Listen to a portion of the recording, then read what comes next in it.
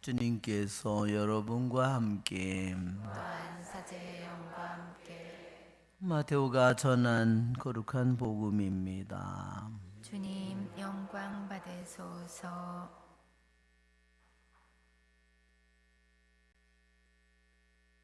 그때 예수님께서 12제자를 가까이 부르시고 그들에게 더러운 영들에 대한 권한을 주시어 그것들을 쫓아내고 병자와 허약한 이들을 모두 고쳐주게 하셨다.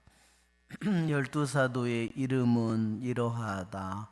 베드로라고 하는 시몬을 비롯하여 그의 동생 안드레아, 제베데오의 아들 야고보와 그의 동생 요한, 필립보와 바르톨로메오, 토마스와 세리 마테오, 알페오의 아들 야고보와 타데오, 열혈당원 시몬, 그리고 예수님을 팔아넘긴 유다 이스카리옷이다.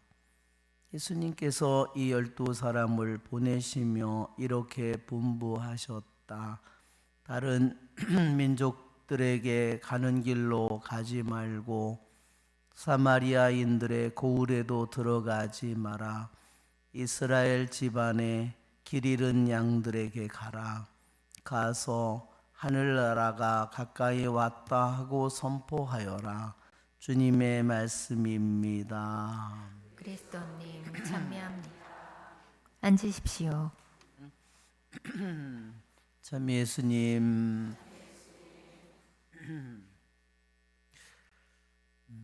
오늘 복음은 12사도를 주님께서 가까이 부르셨다. 그리고 그들에게 마귀를 쫓는 능력을 주셨고 또 아픈 사람들을 낫게 하는 능력을 주님께서 그들에게 주셨습니다. 그래서 주님께서는 이스라엘 집안에 길 잃은 양들에게 가라. 가서 하늘나라가 가까이 왔다 선포하라고 말씀하셨습니다.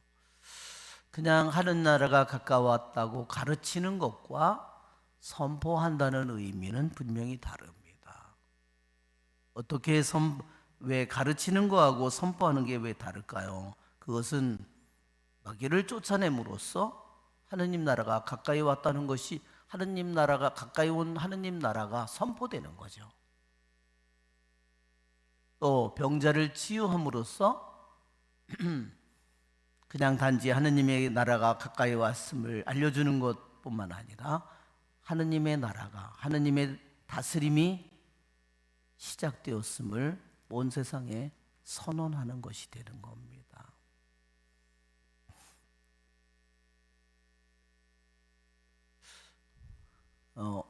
오늘 주님께서 하늘나라가 가까이 왔다 그랬습니다. 이스라엘 집안의 길 잃은 양들에게 가라 그랬습니다. 주님께서는 제자들에게 먼저 이스라엘 백성에게 하늘나라를 선포하는 것을 우선적으로 명령하셨습니다. 그것을 받아들이든지 받아들이지 않든지 먼저 사도들이 복음을 선포해야 되는 것은 이스라엘 백성이라고 했습니다. 우리가 알고 있는 것처럼 예수님께서 부활하시고 승천하신 후에 성령이 내려오신 후에는 제자들이 자기도 모르게 이방인들에게 가서 사마리아 사람들에게 가서 다른 민족들에게 가서 복음을 선포하게 되었습니다.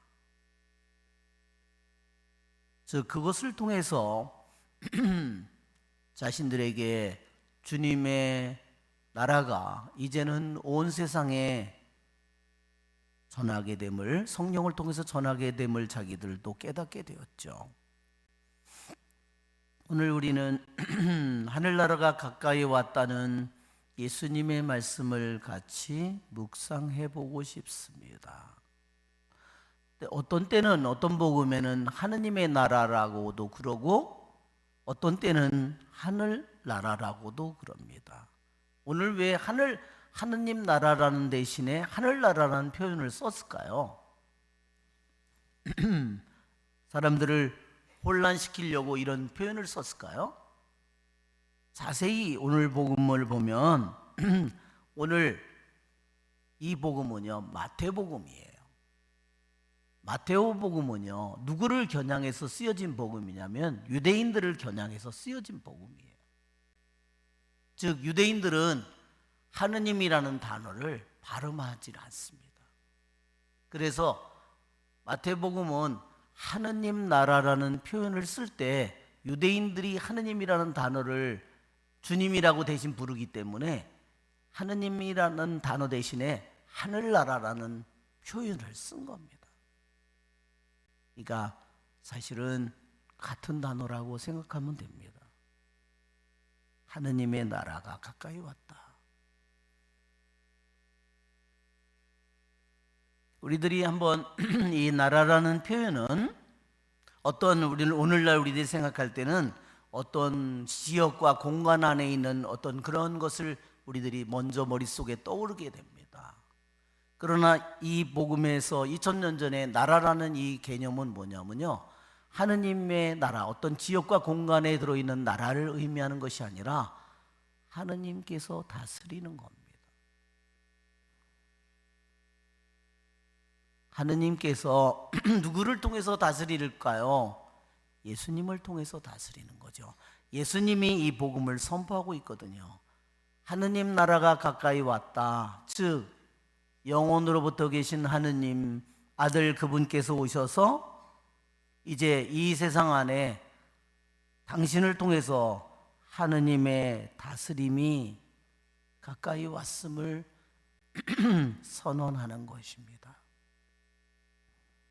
여러분, 하느님의 나라와 나의 나라를 한번 생각해 봐야 됩니다.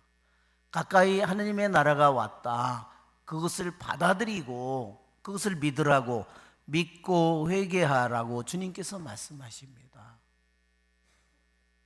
여러분, 그러나 그것을 듣는 것은 우리들 한 사람 한 사람이죠. 그런데 나는 나의 나라가 있습니다. 아무리 하느님의 나라가 가까이 왔다고 얘기하더라도 나의 나라를 그분에게 내어드리지 않는다면 그 나라는 내 안에 그 하느님의 나라는 내 안에서 이루어지지 않습니다. 왜냐하면 하느님께서 우리들 모두에게 자유의지를 주었기 때문입니다. 내가 살아있는 동안 그분은 나에게 자유의지를 주었고 자유로운 결정을 할 수 있는 권한을 나에게 주었고 내가 그것을 받아들일 건지 안 할 것인지 나에게 그 모든 능력을 나에게 주셨습니다.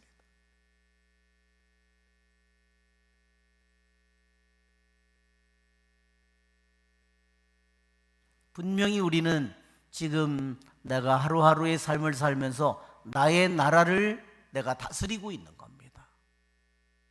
내가 시간을 어떻게 씁니까? 모든 사람이 시간을 똑같이 쓰나요? 아닙니다. 모든 사람이 돈을 똑같이 사용합니까? 아닙니다. 모든 사람이 마음을 어떻게 씁니까? 모든 사람이 다른 사람을 어떤 눈으로 내가 바라봅니까? 내가 세상의 모든 일들을 내가 어떤 식으로 바라봅니까? 그것은 분명히 달라요. 모든 사람이 다 다릅니다. 왜? 우리들 각자의 나의 나라가 있기 때문입니다. 내가 돈을 어떻게 쓰고 내 능력을 어떻게 사용하고 내 방식대로 하죠. 내 뜻대로 합니다.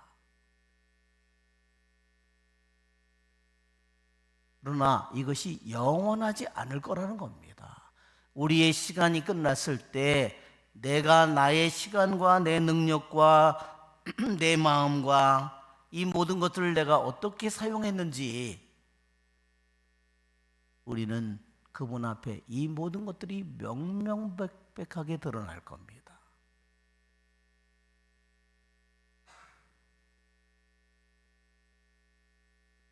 어떤 사람은 자기의 나라를 자기의 뜻을 절대로 내놓지 않습니다.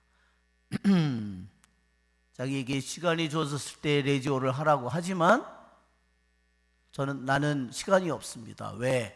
나는 내가 좋아하는 게 있고 내 삶을 포기하고 싶지 않고 내가 돈 버는 거, 내가 뭐 하는 거, 내가 즐기는 거 아무것도 포기하고 싶지 않아요. 내 나라를 하나도 내가 내놓지 않습니다. 내 나라를 내놓지 않는데 어떻게 하나님의 나라가 이루어지겠습니까?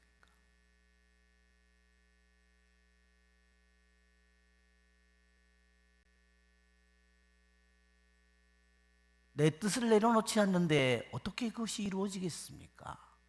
내 생각을 내려놓지 않는데 어떻게 하나님의 뜻이 이루어지겠습니까? 우리에게 매일 나에게 시간이 영원히 나에게 주어지는 것이 결코 아닙니다.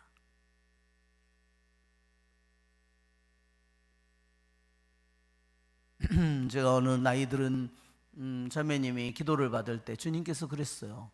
너의 앞에 얼마나 아름다운 인생이 너에게 열려 있는지 모른다. 그러나 돈 버는 일에만 몰두한다면 그는 어떻게 될까요? 자기의 아름다운 인생을 아름다운 모든 시간들을 잃어버릴 겁니다.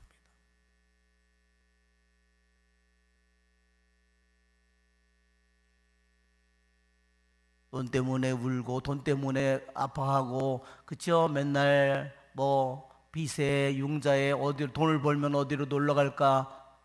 하느님께는요 갈 길이 없습니다.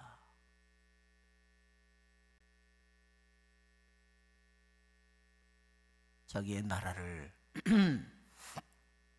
절대로 포기하지 않는 거죠. 일례로 제가 안식년에 제가 아리조나에 있었는데 아프리카에 있던 송광배 신부님이 저에게 전화를 해서 신부님 저희 남아공에 성령 세미나 좀 해주십시오. 저에게 전화가 왔습니다. 신부님 강의도 전부 다 성령 세미나 보통 몇 주 하죠? 8주 이렇게 하잖아요.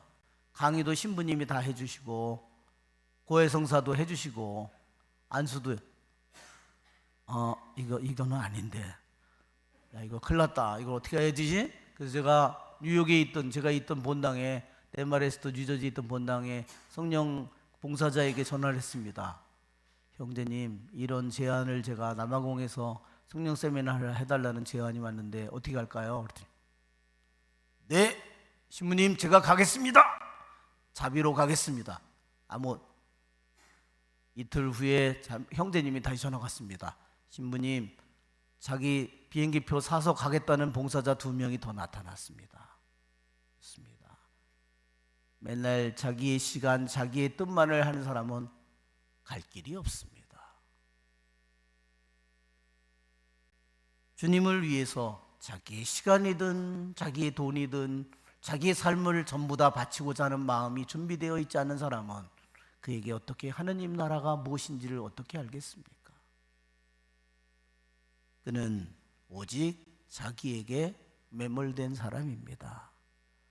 하느님의 나라가 가까이 왔다고 주님께서 말씀하십니다.